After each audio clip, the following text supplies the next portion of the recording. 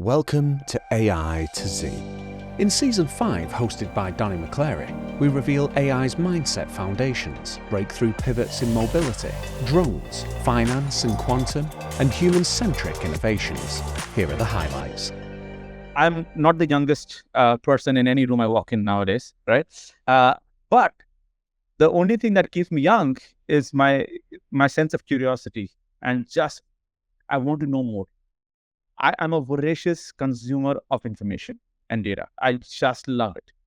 And while it might seem ridiculous, like you're reading random stuff on a daily basis on the internet, but you know where the magic happens is when these random things you read start connecting. Yes, And you exactly. finally connect like, oh, this thing and that thing and the third thing somehow together make more sense to me than they're on their own. And because you have done that connection, unique connection, you have a unique insight to something. And that value that you bring to that conversation is very unique and people will appreciate you for that. Now imagine you do that on a daily basis.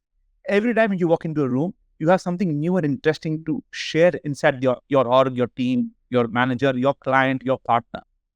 And they're like, this guy or this girl always comes in with something interesting for us. I really want to work with this person. And if you always are hungry for information and curious, and slightly smart, you don't have to be the smartest toolkit in the shed. But even if you just start having the habit of consuming the information, which may seem random and disparate, but your brain will start connecting the dots eventually, and you will make sense of it. So once you do that, you are more important to the org, the team, to the client than you were yesterday. So that's one. Secondly, coming to your own job, I believe I'm a very lazy person, but I do believe in the future and evolution. If my role is more, heading of organizations. But if I am not sitting and thinking, how do I redefine the entire org structure?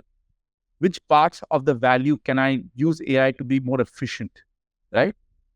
Hence, the same way, if you're starting out your career or you're a mid-career person and you're an AE or you're an SDR, what tools in AI can you use to automate some part of your daily work habit? So you know what you do on a daily basis. You know exactly what you do every day. Imagine you're doing 10 tasks a day, repetitive 10 tasks a day. Are there 2 tasks that you can use AI to make it faster and more efficient? Just start with that. Research your own task. Go and research it. How are different people doing it? There are people who are, tweeting about it already. There are LinkedIn threads about it as well. We kickstarted the company in 2015 with the objective to grow private jet sales and private jet operation, in particular in partnership with this company I was fine with when I was at Dassault, called ARC. That's something we still do. And today we brought under management a number of Falcon 2000 7X at X.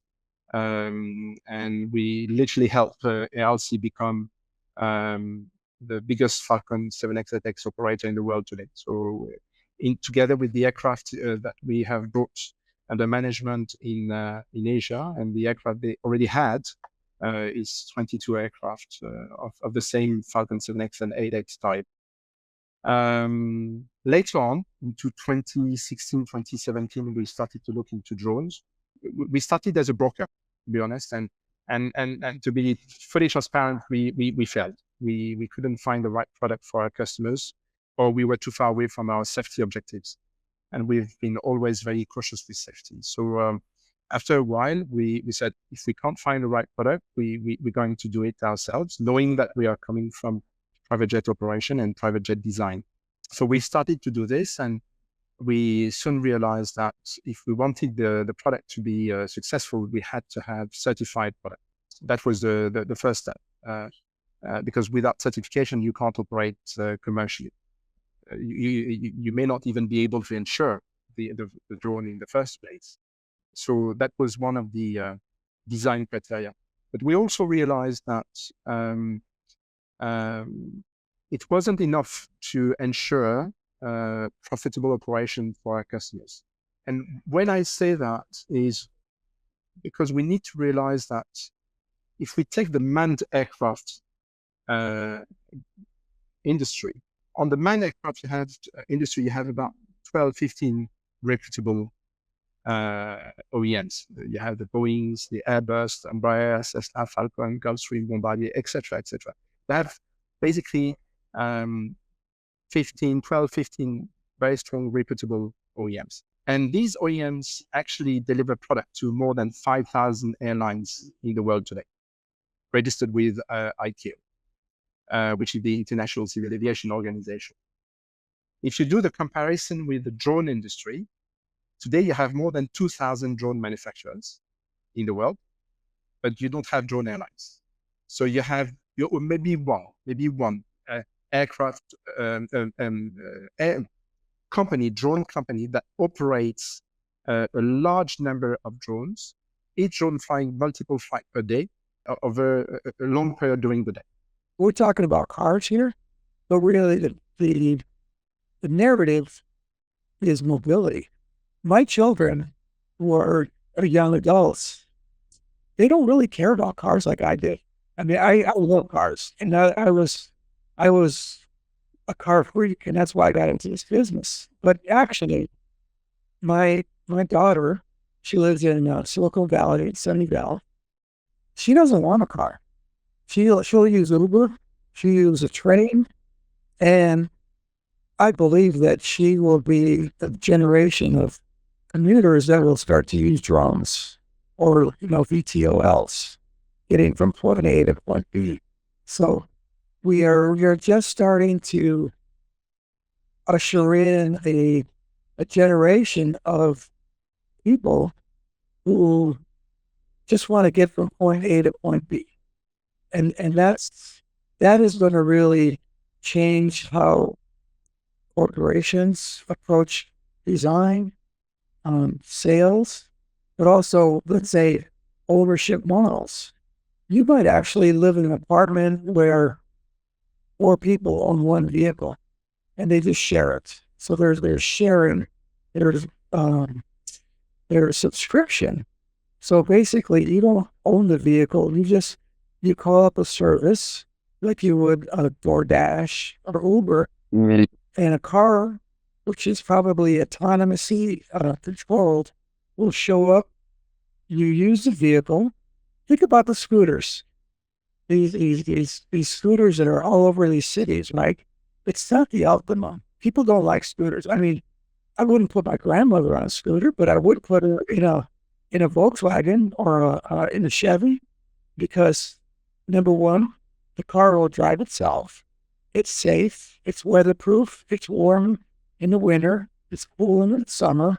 So mobility in itself is going to change dramatically and very rapidly. Obviously, the PV system model, which is the professional software for modeling this, had not captured the hedge.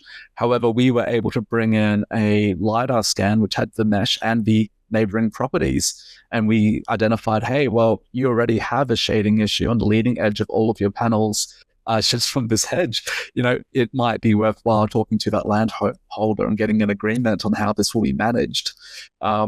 Another really curly one was early on in the project. The decision was made to put all of the irradiance sensors, that's like the sunlight sensors, on the same pole with the wind and the temperature sensor, right?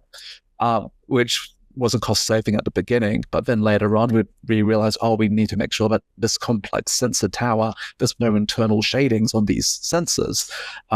And it took a little bit of modeling, but with Unreal Engine, which does correct light transfer mapping, we were able to come up with a configuration that worked, which you probably would not have been able to do as quickly with that level of assuredness unless you use a software like this.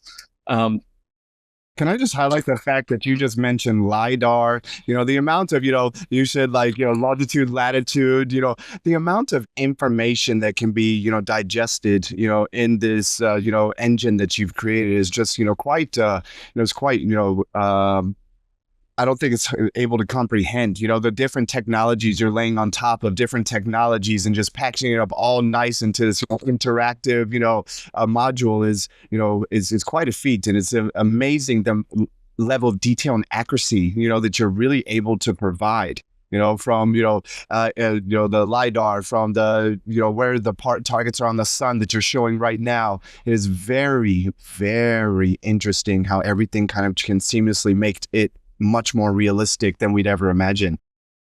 When you saw that Suresh was pulling up the HMI there on that screen, now just think that can be in the design phase. So it's linked to whatever software you're doing to run your process. So you can do process simulations, or it can be, like you said, hooked up to DCS, right? And you can know, as an asset owner, I can now have a visual asset on my desktop that I can walk through, and I can go touch each piece of equipment, and I can see, what it's doing. I can even create an operator room to where I have that on my screen.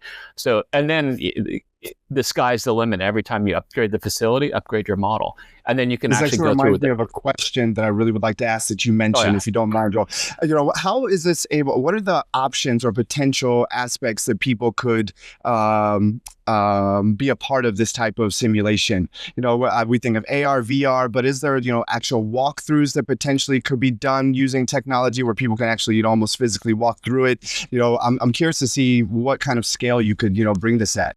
So what I think I'm going to answer with what I think you're asking me is that, mind you, okay, we're looking at a TV or a monitor right now. We are, right? And then you can do this with the VR goggles, and someone can walk through, right? So that would be yet again like a virtual reality game. You can do the exact same thing. Mm-hmm. Now you can also create like an amphitheater. So imagine you've got like 10 or 15 projectors shooting this on a wall in a small little amphitheater in a curved thing. And so if you've got a large scale project, which we deal with larger capital projects, right? And you're going to build an FPSO or something like that, and you're bringing lots of people on board at one time, you can make it as big as you want, right? You could show 200 people at a time in something that's very photorealistic. We're really at a forecasting kind of space here. We are not really knowing exactly what it is, but what we know is this. What we know is that it has fundamentally changed the idea of learning. Okay, right? It has now not just fundamentally changed; it has fundamentally allowed for things that we have only dreamt of in the past and make it possible. Right? Just for example, the holy grail of learning is personalization. How do we make learning personalized? Because every individual obviously is the same. It's not the same. Okay, so if you look at the first wave and look at the second wave, it is really about top down, and then we talk about a massive amount of content. But we have not looked at the individual yet. Okay, in this third wave, we are now able to look at the individual, because the ability to look at individuals requires immense amount of resources. The best training is a one-to-one training. That's the best training. One-to-one training, one-to-one coaching, and small classrooms. We all know that. That is the basis of all education and all training. That is the best you can get. However, to do that requires so much resources. It is just not scalable. It is not sustainable. It is therefore not possible. But with AI, now we can make that happen, right? We can now, at the individual level, know the persona, the profile, the background, the history of that person, and be able to customize our learning experience to that unique person. So whether you are an organization of 100 people, an organization of 1,000 people, or an organization of 100,000 people, now with AI, it is possible to personalize that learning to that individual, thus making learning truly, as I mentioned, the 4 E's: efficient, effective, engaging, as well as efficacy. Right. So it just blows the mind in terms of how that is now possible. I think I spoke too much. No, back to you, Donnie. I'm enjoying the front row seat. I just left my popcorn, downstairs. I apologize. No, it's so exciting to hear. I remember, I've been lucky enough to be, doing technology for the past almost 8 years. The data revolution as it happened. How different aspects of data science, machine learning, computer vision, NLP, the list can go on. And now AI is just really transforming things, and it's just such an enabler for accelerated growth, essentially. And I can only imagine, the goal is that when you spend time training someone, there is a level of adoption that happens, essentially. And I'm assuming there's many challenges that like learning L&D teams, learning development teams, face in trying to, I guess, ascertain that goal essentially, when they are able to, run these trainings, when they're doing upskilling, especially as technology is changing, there's all kinds of individuals that have done things a certain way for a long time. And this training is more important than ever in quantum. If you are a hardware player, you are raising money to develop quantum hardware which are more powerful. And this is like saying we want to have flying cars, but we are right now driving a bike or a motorbike, and we are aiming for flying cars. So then there is a way to evolve cars, drones, aeroplanes, and then flying cars. So there is still a gap on the hardware development. In the next 2-3 years, what you will see is useful quantum computers. Very early stage useful quantum computers, at least the industry has a consensus, which should be able to solve some initial problems, like the preliminary problems or initial use cases to prove that quantum computers is no longer only a R&D kind of a project, but there is something that you can actually do for industry utility or for utility of a problem. Then where it will evolve, I think the industry is working towards different other areas. One is on quantum algorithms. So there are companies specializing on algorithms to see which algorithm can potentially solve which problem. And there could be new innovation that can come up or breakthroughs that can come up where mathematicians, quantum physicists can come together to work on new approaches to solve a particular problem. And if you combine industry, if you bring industry together into this group, then those solutions will be faster. And then the third one will be in terms of education. So you will see a lot of training right from universities like bachelor's program, but you'll also see a lot of diploma and certifications. In Singapore, for example, Skills Future, you will see a lot of those quantum programs coming up, where definitely there will be an opportunity to train, retrain, or even upskill some of the existing workforce. And you'll see massive initiatives around that in the next 3 to 5 years, where everyone will start learning about quantum the same way as we are learning about generative AI today. And I don't want to sensationalize it, but this is a natural curve. It can happen in 3, 5, or 7 years, but it's in our lifetime, in our career, we will see people being retrained for sure on quantum and start picking up the use cases. Where there is opportunity, where you will see the Asian boom, like we have seen in BPO and IT outsourcing, will be on quantum outsourcing. There will be a big market for quantum consulting that you will soon see, which will bring solution, which will become the solution architect. They'll bring in the industry expertise, they'll bring the algorithms expertise, they'll bring the other quantum technologies like quantum sensors, quantum computing, and maybe also the classical computing. This term in the industry, this means when a company that is not a lender by nature, so this company has another main business. It can be manufacturer, it can be service company, it can be telecom, and they embed lending inside of their main business offering, or some people name on top of it. So they just add it on top and finance their own products or services. And very important, they do not give money to general public. They rather tell customers, look, if you will buy my service or if you will buy my goods, I will finance you. You can pay in 3 installments, in 12 installments. It depends. We can discuss different use cases, but overall, it is very important, of course, in healthcare, when people immediately cannot afford certain amounts, if it's, again, not insured case, yeah. And this particular thing gives something really good for this particular person. It also gives really good opportunity for this particular healthcare provider, because services can be provided and provider will be paid. And another example can be telecom, when de facto they're selling infrastructure close to zero fixed costs, and every extra service they provided, extra profitability for the company. So using financing, they can offer it, for example, in faraway islands on Philippines. So as one of our customers, Globe Telecom are doing right now, like if person cannot top up, they can select a certain prepackaged plan, and with this plan to pay it in a couple of days. And overall, the amount of a loan will be relatively small, can be even $1, can be more, but low amounts. But this is so important for this person to make this call today, not to wait till Monday, till person can reach out to some shop and buy top up.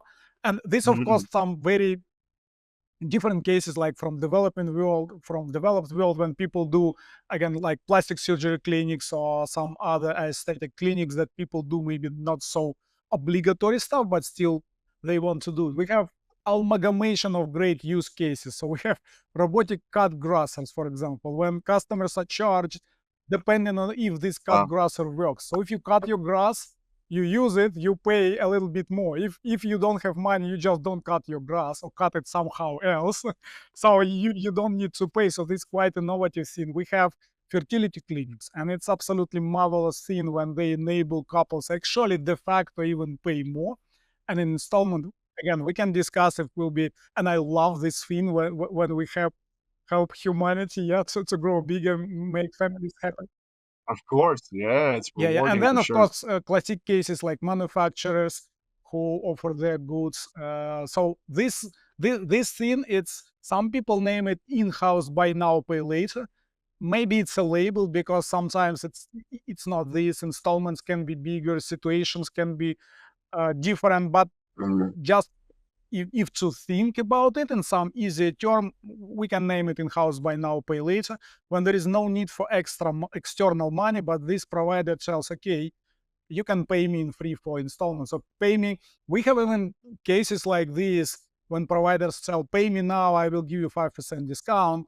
Pay me in 3 installments will be minus even 1% discount. Pay me in 12 installments will be zero cost for you. And so in this particular case, it's win-win situation because sometimes they just need to sell more for whatever reason. They have inventories, overcrowded warehouses, and whatever. Maybe it's seasonality. It might seem a bit mercenary, but we always kind of entered into this with the plan of we want to sell this thing. So we, as I said, to begin with, we were just doing SEO, and then everything bolted on, and it grew. I think when we won our first, what I would call big client, that was when it was like, oh, wait a minute. We won HSBC here in Malaysia. And at the time, anyone who's run any form of ad agency or really any small business, trying to get your foot in the door with big clients is always difficult because you've got these big agency groups that either inherit clients from overseas or, they come in with their, big flashy presentations and things like that, and like massive staff count.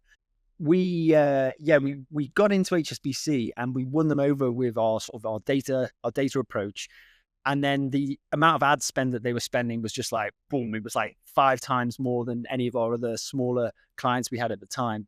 And I worked on HSBC a lot, and we did a lot of work with them. And obviously big global brand, but HSBC isn't really one of the biggest banks here in Malaysia. And we did some really good work with them and got their credit card sales up to something ridiculous. And it was just like, at that point, then we had a solid case study, and they had the money to do things that other smaller clients didn't. So that gave us the ability to try different things. And we worked a lot with them. We were obviously running their digital ads, but we worked with a partner agency and looked at their back end and how they were handling leads.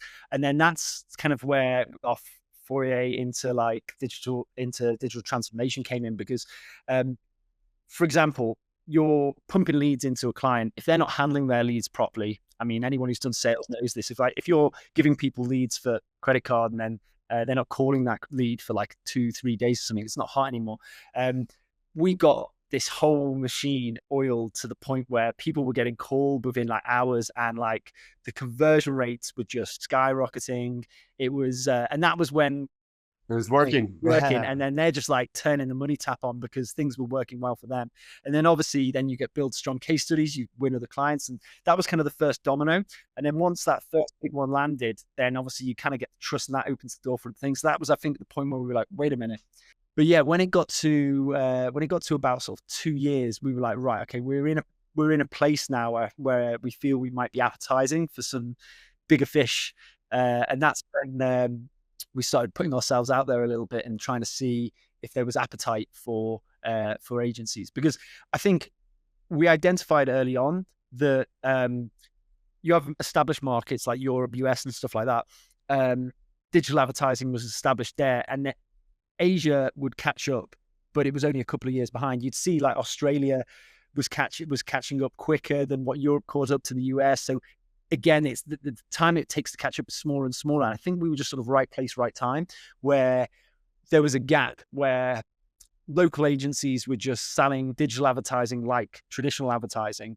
And we started looking at it as like, it's data science. It's you're not spraying and praying. You know exactly what's happening. And the way we were talking to clients was very different. We would approach them more as consultants, and obviously you're backing everything you have with numbers as well. So I think it was our approach that then started to change how clients were talking to us, and their appetites started to change from just buying a couple of ads. And it wasn't Google ads versus TV or YouTube versus TV. They started to understand you would look at it different, and it's a whole system, and there's the people can be tracked, and then that's when the appetite started to grow with clients. So well, it's a one that I wouldn't call technical depth, but maybe technical heritage, because really, it's something that helped us to get to the point where we are. But we also know that if we want to restart our growth again, we should not be slowed down by this, right? So we are currently rebuilding our platform, branding a new, much more scalable solution. And the way we are doing it is that we are starting pretty much with backend and all of the APIs around it.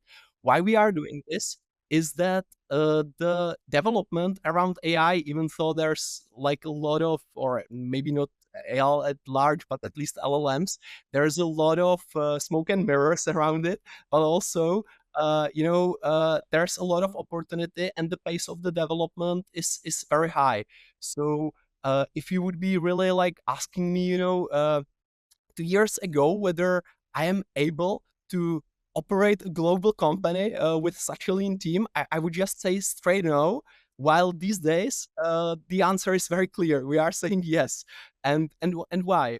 First of all, because we cannot even imagine how the front-end interfaces via which we will be consuming data will look like in the future, right? So I can tell that all the time we will need super efficient backend, great databases, great APIs, but where we will plug these APIs, whether it will be, in the same solutions that we are using now, or whether we will be just sending the data to chatbots, who knows, right? I cannot tell, but with solid foundations, we can do. We are adopting AI in many other departments, right? So like AI already helps us with summarizing meetings, taking action points, like listening on calls like this one, and finding out what are the key takeaways, etc. Right? We are having for example, also our semi or fully autonomous bots, right? So our commercial team is currently using such a solution for lead generation. So there are just a couple of AI colleagues, who are helping to bring us more clients to whom we can provide value, right? And even at the very beginning, we had our own solution that was called iOS, because we want to be early in the game.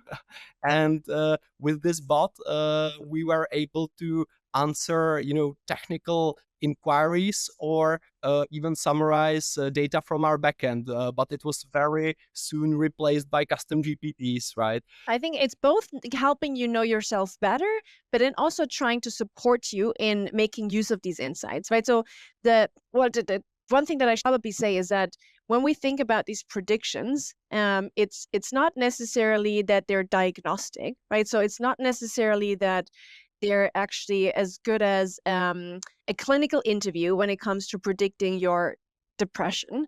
But they give us cues and clues to, okay, it is like deviations from your typical baseline. Take depression, which is like one of my favorite examples. If you think about also the deep side in terms of what can we do with it, is you can say, well, if I observe based on your GPS records, for example, and your phone logs, you're not leaving the house as much anymore as you typically do. There's much less physical activity. Maybe there's You're not taking as many calls. It is like also like a drop in social activity. And it might be nothing, right? Maybe you're just on vacation and you're having a great time, but it could be that you're just on the verge of entering this depressive episode. And now it's much better for me to both alert you, right? So this is the know thyself and self-insight to say, hey, again, might be nothing, but why don't you look into this? Why don't you kind of see if something is up? And if so, go and see someone who can actually give you a real diagnosis, and then also support you. Plus, what AI is really incredible at is kind of creating some of this customized content and making recommendations of what you could be doing. Right? If I see that, again, you might be entering this depressive episode and maybe you haven't gotten in touch with your friends as much or your family members, I could give you like a small nudge and say, okay, seems like you haven't reached out. Why don't you just reach out to person X? Or I see that you're currently walking past like a park. Why don't you spend some time in nature? Because we know that that's oftentimes a way to bring back your mood. So there's all of these ways. I think of it almost as an Amazon or Netflix recommendation model in the context of mental health. Right?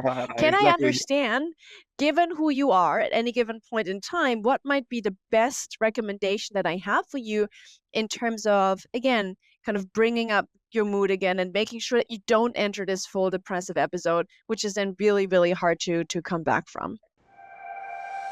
Thanks for joining us on the AI to Z podcast with Anna Frazzetto. If you found value in today's episode, consider following for more insightful STEM discussions. We'll be back with another deep dive. Until then.